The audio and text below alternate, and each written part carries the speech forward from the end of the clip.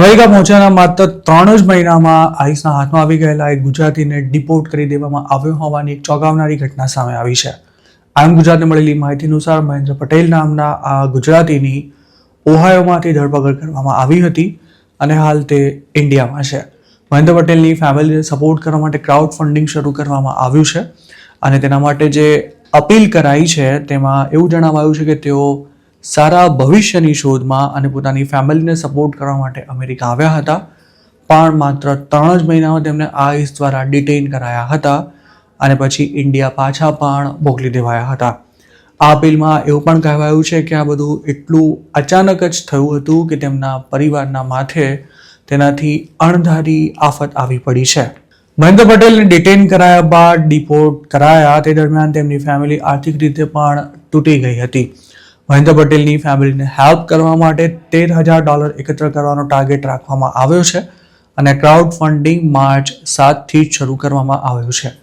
Mahendra Patel family સાથે America ગયા હતા કે પછી એકલા, તેમજ તેઓ કઈ રીતે અમેરિકા પહોંચ્યા હતા તેની કોઈ માહિતી નથી મળી શકી.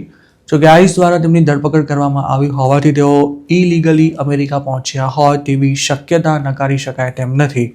સૂત્રોનું માનીએ તો ટ્રમ્પે ભલે ઇલીગલી અમેરિકા આવવાનું લગભગ અશક્ય બનાવી દીધું હોય, પણ હજુ ઘણા ગુજરાતીઓ કેનેડાવાળી લાઇનથી ઇલીગલ ક્રોસિંગ કરી જ રહ્યા છે, જેમાં સિંગલ પેસેન્જરને મોકલવાનો 85 લાખની આસપાસ ભાવ ચાલી રહ્યો છે અને તમામ પેમેન્ટ અમેરિકામાં પગ મૂકતા જ પૂરું કરી દેવાનું રહે છે. જો મહેન્દ્ર પટેલ કેનેડાવાળી લાઇનથી જ અમેરિકા ગયા હોય એવું માની લઈએ તો સ્વાભાવિક છે કે તેમને લાખો રૂપિયાનો ખર્ચો કરવો પડ્યો હશે અને 3 જ મહિનામાં ઇન્ડિયા પાછા આવવાનું થતાં તેમણે કદાચ એજન્ટને બધું પેમેન્ટ પણ પૂરું કરી દીધું હશે અને શક્ય છે કે તેના માટે તેમને કદાચ દેવું પણ કરવું પડ્યું હશે. જો ખરેખર આમ થયું હોય તો હવે આ ગુજરાતી મોટી મુસીબતમાં આવી ગયા છે.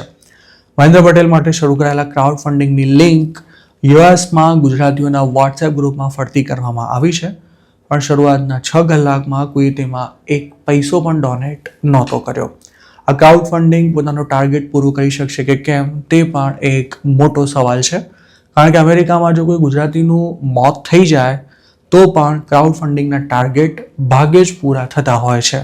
યુએસમાં ઇલીગલી રહેતા અમુક લોકોનો એવો દાવો છે કે બોર્ડર ક્રોસિંગ બંધ થઈ જતા હવે લોકો પાસે જોબ ઓપોર્ચ્યુનિટીઝ વધી છે, પણ હવે ઇલીગલી અમેરિકા આવવામાં શાણ પણ નથી, કારણ કે ટ્રમ્પ સરકારે અસાયલમનો કેસ ફાઇલ કરી વર્ક પરમિટ મેળવવાનું ખૂબ જ મુશ્કેલ બનાવી દીધું છે.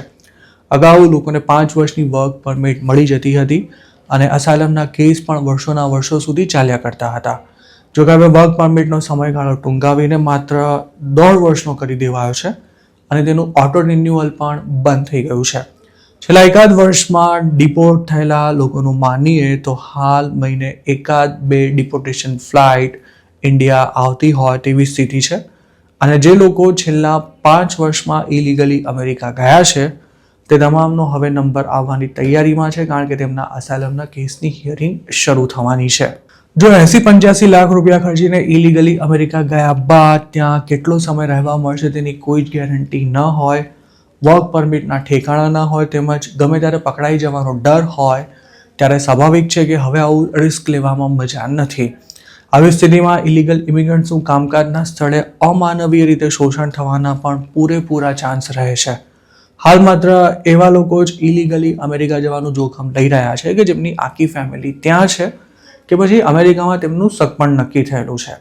2024 સુધીમાં જે ગાડડીયો પ્રવાહ અમેરિકા જતો હતો તે સાવ બંધ થઈ ગયો હોવાથી એજન્ટો પણ હવે માખીઓ મારતા થઈ ગયા છે. પણ જો હકીકત સમજ્યા વિના જ કોઈ વગર વિચારે અમેરિકા જવાનું ગાંઠ પણ કરશે તો મહેન્દ્ર પટેલ સાથે જે કંઈ થયું તે તેની સાથે પણ થઈ શકે છે અને જો આવું કંઈ થશે તો મદદ કરવા માટે પણ કોઈ આગળ નહીં આવે.